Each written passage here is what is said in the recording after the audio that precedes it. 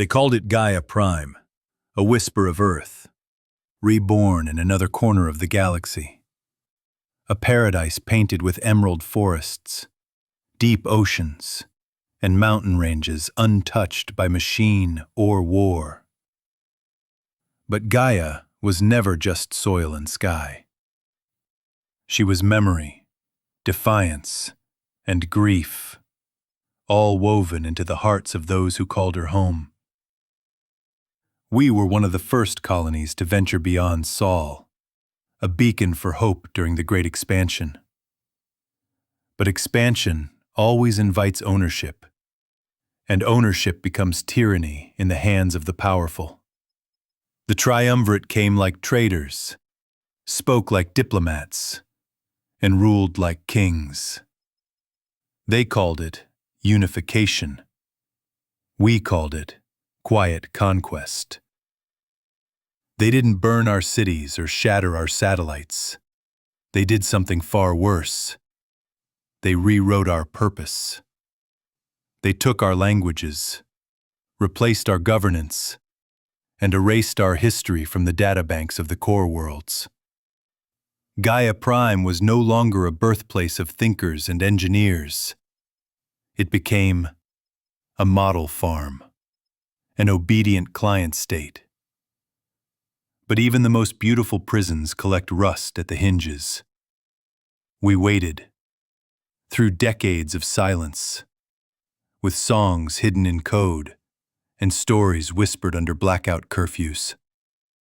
We let them think we had bent, that we had forgotten Earth, that we were no longer human. They monitored our oxygen, rationed our energy, and taught our children to praise alien rulers. But we remembered. Every mother who told bedtime tales of Earth's sky, every engineer who added just one extra line of code to a buried weapon system, every child who learned 2 names for 1 star. We waited, not because we were weak, but because we understood something the triumvirate never could, that silence, when chosen, is not surrender, it's strategy. They came, not with banners, but with shadows. Hundreds of triumvirate warships descended like falling knives, casting long, artificial night over Gaia's skies. We had seen them before, in news feeds, immaculate, crystal-armored ships that pulsed with ancient power. But seeing them above our soil, that was different. We were taught these ships represented peace through supremacy, a symbol of enlightened order.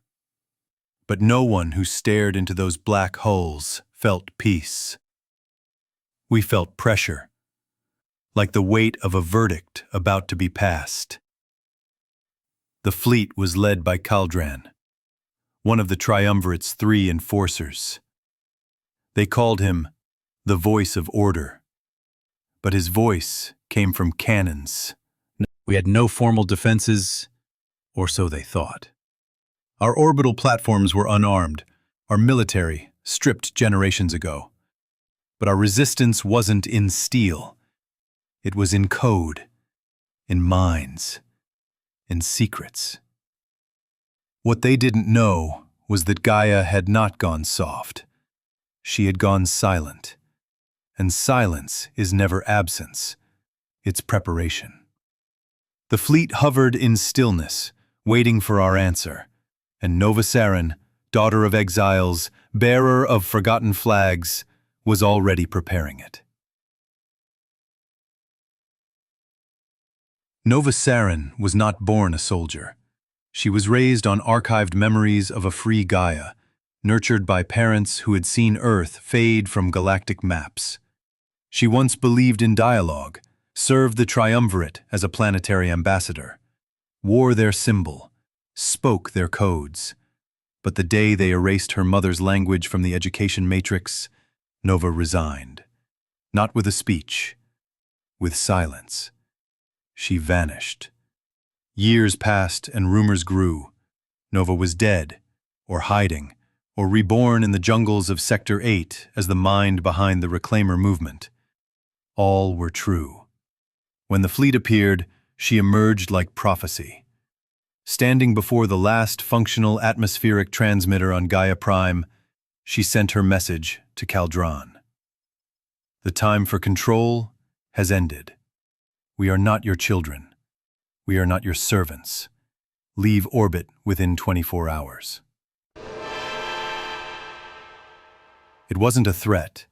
It was a mirror, a reflection of what they had created in their hunger to rule.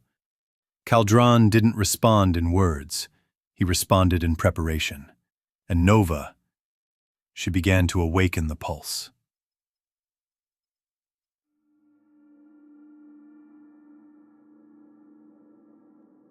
Gaia was more than rock and water. She remembered. Deep beneath her crust lay the forgotten relics of humanity's golden age, generators of planetary force, designed not to kill, but to shield, to protect colonies from asteroid belts and solar flares. The pulse was humanity's last great invention before the triumvirate seized control of the core worlds. Built for preservation, buried for safety, forgotten by law. Nova's ancestors didn't deactivate it. They camouflaged it, hid its circuitry in geological noise, hid its batteries under fake mining permits. And now it stirred, not as a relic, but as a rebirth. Across deserts, jungles, and ocean floors, massive structures began to rise. Monoliths with no weapons, just panels, light, and power. They formed a ring of resonance. The shield was awakening. The people didn't panic. They gathered. They watched. They understood. We were no longer a colony. We were a boundary. And Gaia was about to draw a line in the stars. Kaldron wasted no time. His arrogance demanded dominance. Before Gaia's shield reached full charge, his ships fired. Twin beams of ultraviolet fury scorched the sky. Cities trembled, skies turned white, power grids shorted, Gaia's crust cracked. But the monoliths did not fall. They absorbed, channeled, converted. What was meant to be annihilation became fuel. On the second volley, the pulse responded. It hummed, low, deep, like the growl of a living world. And then, silence. Followed by a burst of pure kinetic force. The first destroyer fractured in space. It didn't explode. It crumpled. Kaldron paused. He had expected screams. He received silence. He had fired to frighten. And in return, Gaia stared him down. Humanity had spoken. Not in defiance, but in consequence. The galaxy had not seen a triumvirate vessel destroyed in open battle for over 200 years. Not by a colony, not by a species that had once begged to join their order. The silence that followed the pulse's retaliation wasn't tactical. It was disbelief. A wound had opened in their illusion of control, and its echo vibrated through command channels across every sector. Kaldron's pride was dented, but not his rage. He ordered a flanking formation. Tactical units designed to slip past planetary defenses. They moved like snakes, silent, deadly, confident. But Gaia was ready. Our orbital sensors, covertly built from refitted mining satellites, predicted their trajectories before they left formation. Our ground teams, engineers, farmers, artists turned resistance, used what they had. Pulse turrets built from fusion welders, ion traps hidden beneath crop fields, drone swarms coded by school children in underground bunkers. The snakes never touched soil. And for the first time in its long dominion, the triumvirate had to face a truth they had long buried. That humans, when cornered, don't break. They build. They burn. they become fury. We could have remained hidden behind our shield, defending in silence. But Nova knew the galaxy was watching, and silence could no longer be mistaken for weakness. So she activated the global transmission array, hijacking every triumvirate frequency, military, civilian, diplomatic. Her face, Gaian, human, defiant, flickered across command screens on 100 worlds. To all who serve under the shadow of the triumvirate, we are Gaia Prime. We are not a rebellion. We are a return. We are the flame that memory failed to extinguish. You taught us peace through power. Now, see what peace, born of resistance, becomes. The message ended. No fanfare, no demands. Just raw, undeniable truth. On colonies across the stars, those words ignited sparks. On oppressed moons, silent fists clenched. In triumvirate chambers, unease bloomed like fire under ice.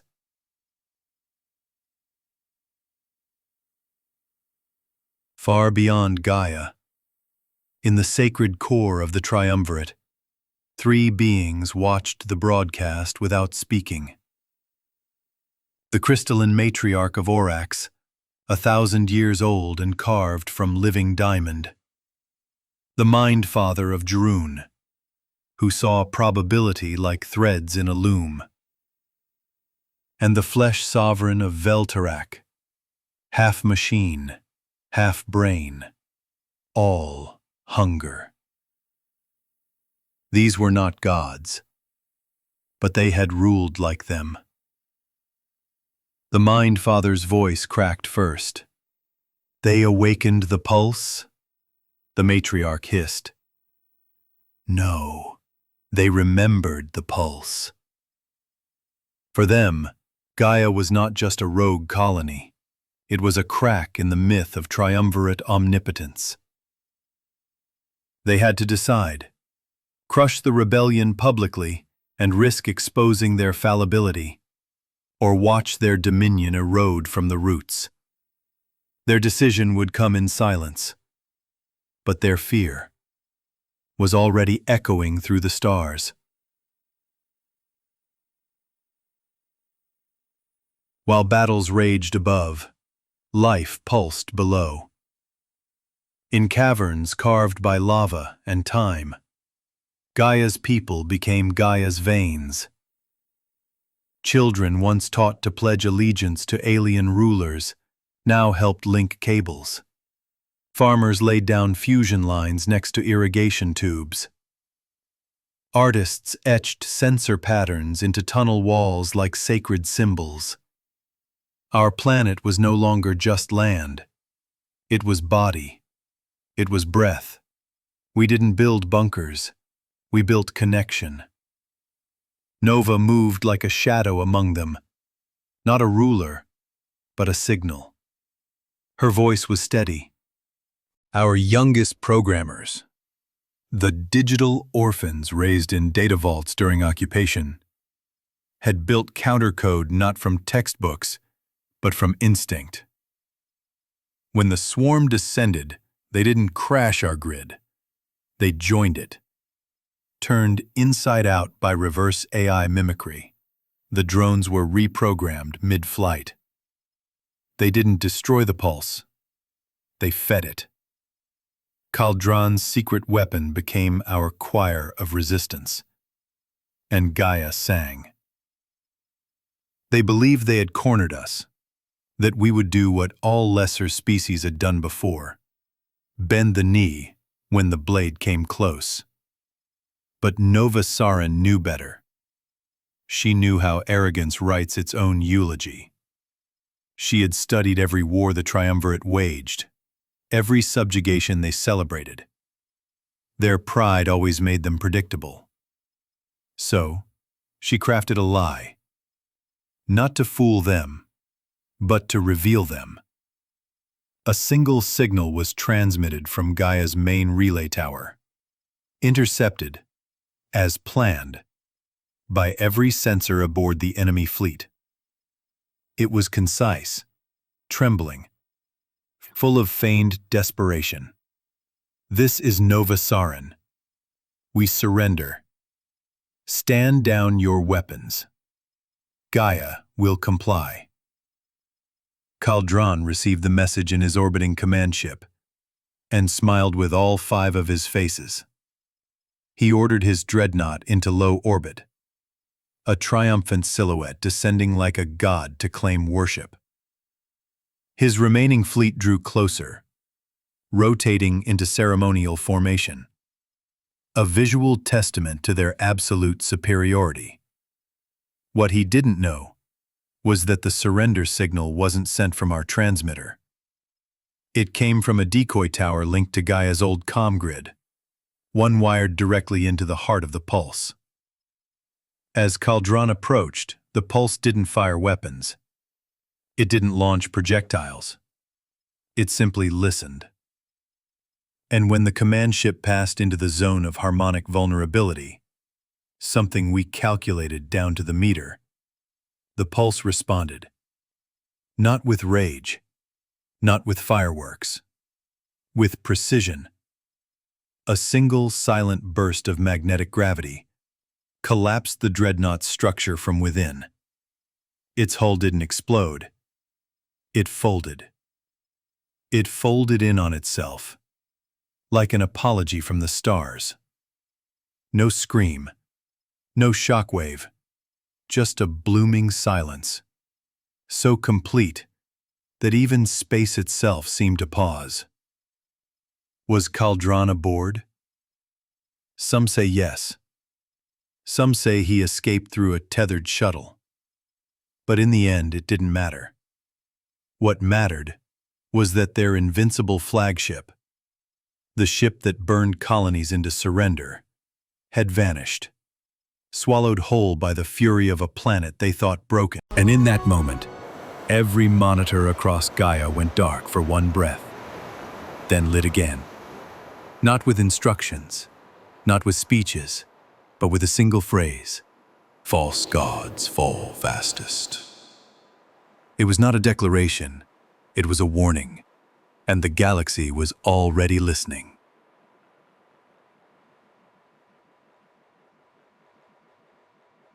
After the final assault, there was no reply.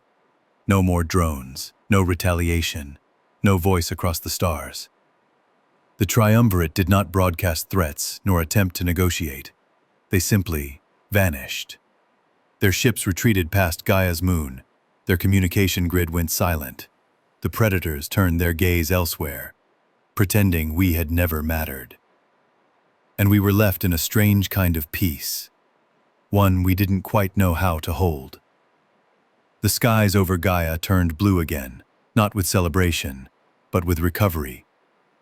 For the first time in generations, there were no sirens, no drills, no curfews, just the distant hum of rebuilding and the quiet breath of a people trying to remember what life meant before subjugation. Children played in dust that had once burned with plasma fire. Old men returned to fields where sensors used to map invasion routes. Lovers embraced without scanning the skies first. But beneath the calm,